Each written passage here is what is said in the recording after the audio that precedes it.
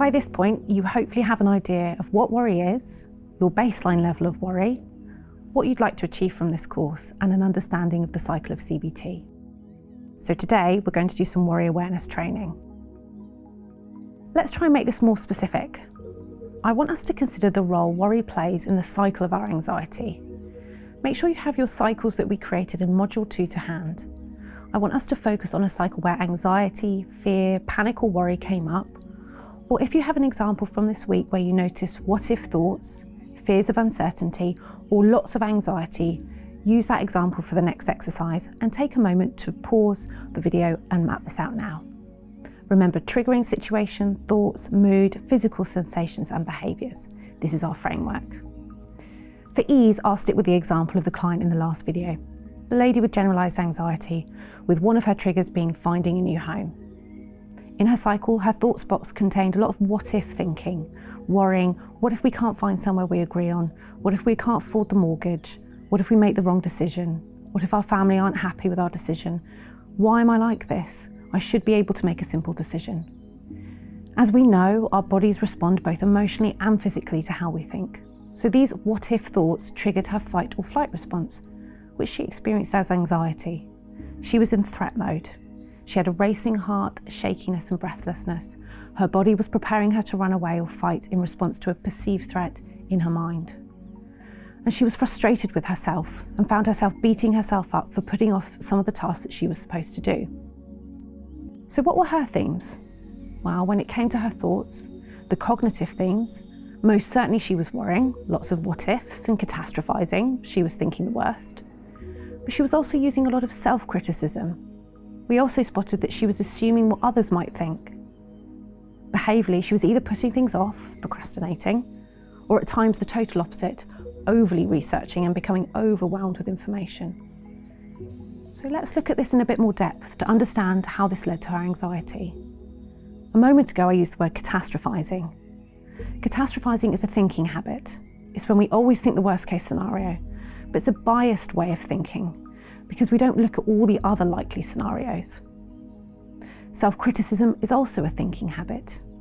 It's when we beat ourselves up or use punishing language when we talk to ourselves. Again, this can lead to feeling anxious or depressed.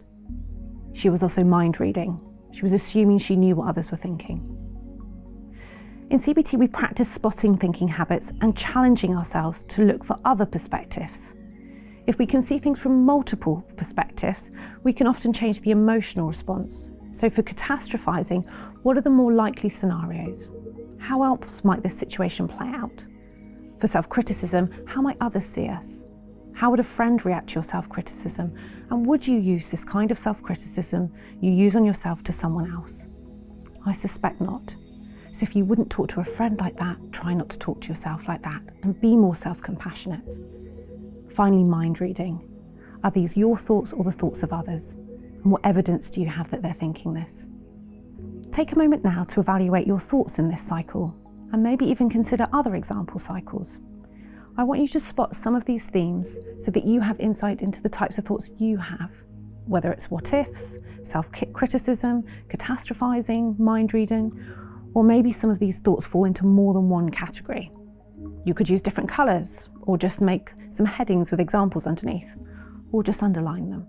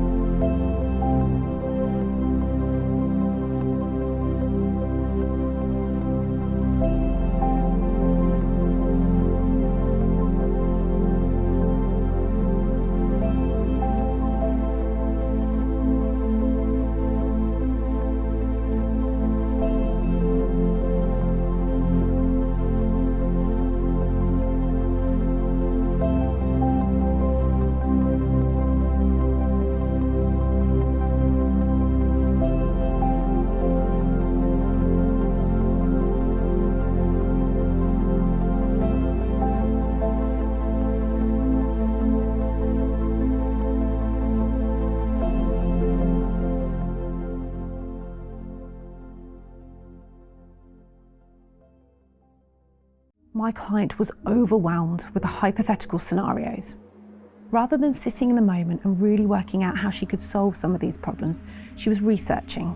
She was researching obsessively and often covering the same things over and over. She was asking her friends and family their opinions. She flooded herself with information, but it was too much. She was overwhelmed and felt more out of control than ever. She thought her behaviours were helpful and reactions to these future potential problems, but in fact they weren't. She either wasn't getting things done or she was becoming overwhelmed. She thought the behaviour was making her feel in control, but it was doing the opposite. She was stuck in a chain of worry. This led to total fatigue and demoralisation. Worry is exhausting and is not in fact helping you overcome any of the problems or prepare you for the worst case scenario. Take a look at this diagram. This is the beginning of a psychological formulation. By this I mean an image that represents the spiral of worry through thoughts, behaviours, physical symptoms and emotions. Formulations are like flowcharts or roadmaps, a bit like the cycles we've been drawing out. We use theory from CBT and apply it to our client's experience to show how the problem plays out.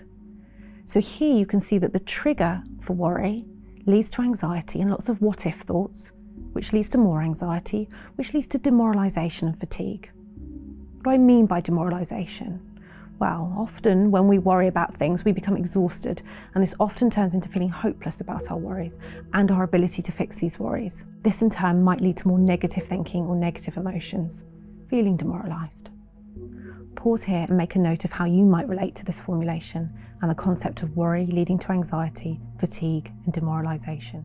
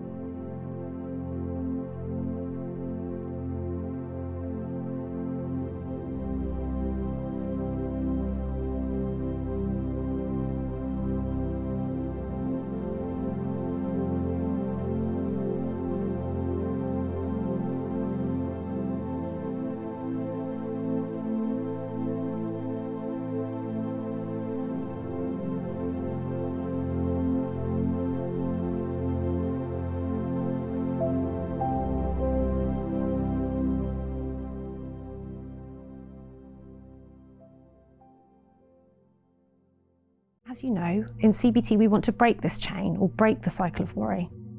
So far you're becoming equipped with spotting worry and thinking habits. Now I want us to break this down even further using worry awareness training. Ever find when you worry that you can often continue what you're doing but the whole time you're worrying? So you worry whilst you're washing up or you're driving the car. If you're not aware of when you're doing it, we need to draw your awareness to it by helping you understand and spot the worry that you're experiencing. Where do you do most of your worrying? What time of day? What activities do you do when you're still worrying? Take a moment now to write this down.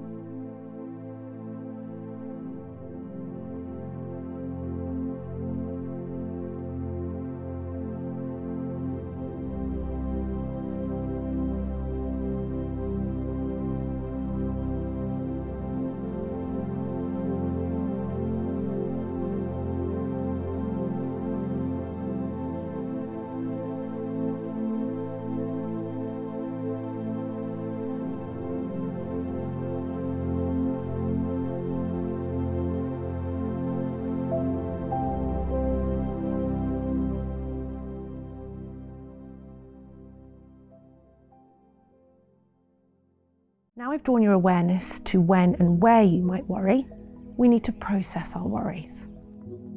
Worries can be divided into two categories: our current problem worries and our hypothetical scenario worries. Picture this. You have a ladder in front of you, and at the bottom of the ladder are the current problems, big or small.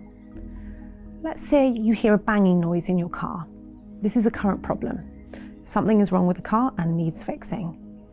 Can you solve this? Can you create an action plan of how and when you're going to solve it? Who will you call? When will you go? However, let's say that the banging in the car sets off a chain of worries. You start at the bottom of the ladder with the problem of finding the garage, but quickly the problem becomes hypothetical and you start climbing up this ladder. What if I can't get an appointment? What if they can't fix it? What if I can't pick up the kids from school? What if I can't get to work? None of these worries are actually happening right now. They are hypothetical. And if it's hypothetical, there is nothing you can do about it. And spending energy wondering about how you might solve these hypothetical scenarios will only create anxiety. And because there's nothing you can do, it'll likely lead to demoralisation, exhaustion, and fatigue. Let's do a quick quiz. I'm going to give you a list of worries, and I want you to note whether they're current problems or hypothetical worries. The way to work this out is to ask yourself, can I do anything about this? If the answer is yes, it's a current problem. If it's no, it's likely hypothetical. Anxiety about a job interview next week. Fear of becoming unwell with a catastrophic illness. Struggling to meet a work deadline. Imagining losing your job after your boss calls you into their office with no clear reason. Feeling isolated after moving house. Believing that you'll make a fool of yourself when you meet up with friends next week. And fearing a car accident. You may argue that some of these examples could fall into both categories, and of course there are always nuances between person to person. There are real-life examples that clients have brought to me. So let's have a look. Anxiety about a job interview next week. It's a current problem. Can you do anything about it? Yes, it's current, so you can prepare and make a plan.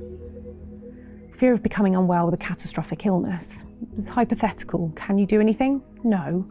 We might risk becoming unwell. Our health is very uncertain, and whilst we can take measures to be more healthy, we can never guarantee a life of good health. So worrying about getting ill isn't helping us. Struggling to meet a work deadline. Can I do anything about it? Yes, it's current. Schedule your time, break the problem into small chunks, or ask for an extension if the deadline is unmanageable. Imagining losing your job after your boss calls you into their office with no reason. Can I do anything about it? No. Whilst having such little information to go on may feel intolerable, there's no evidence to suggest you're losing your job. What other reasons might there be? Feeling isolated after moving house. Can I do anything about it? Yes. This is current. Join a club, get outside, look online for meetups. Believing that you'll make a fool of yourself when you meet up with friends.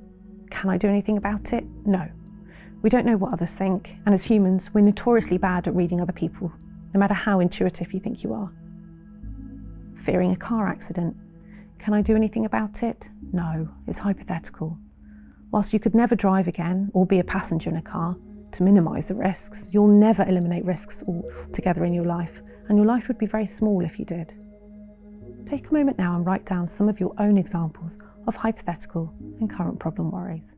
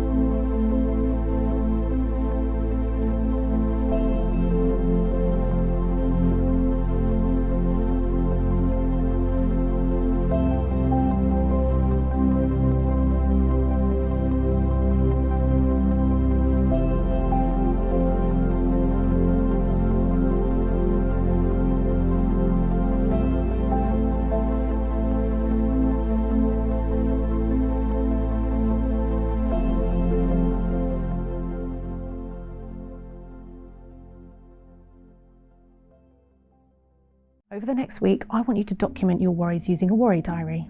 You might like to pick 2 or 3 moments in the day where you write down some of these worries. Alongside this, rate how anxious you feel from a scale of 0 to 10, 10 being the worst. After this, ask, can I do anything about this right now? If the answer is yes, write down that it's a current problem. And if you can, write out an action plan, or how and when you're going to solve this. If the answer is no, then it's a hypothetical worry. Write this down. Now you might be wondering, but how do I stop the hypothetical worries? Well, don't get too far ahead of yourself. By acknowledging it and writing it down, you're processing your worry in a helpful and meaningful way. And by processing it, I mean you're paying meaningful attention to it and not suppressing it. When we suppress our thoughts, when we try not to think about it or try not to worry about it, this strengthens them. Ever had someone say to you, just don't worry about it? Not very helpful, right? Worry is like a beach ball. When you try to push it underwater, it just pops right back up. So write out the worry, ask yourself the question, can I do anything about it? Write down the anxiety rating and the worry category, current or hypothetical. That's everything for today. Remember, your homework is your worry diary. But we've covered quite a few concepts today, so before we finish, take a few seconds to write down your main takeaway message, and I'll see you next week.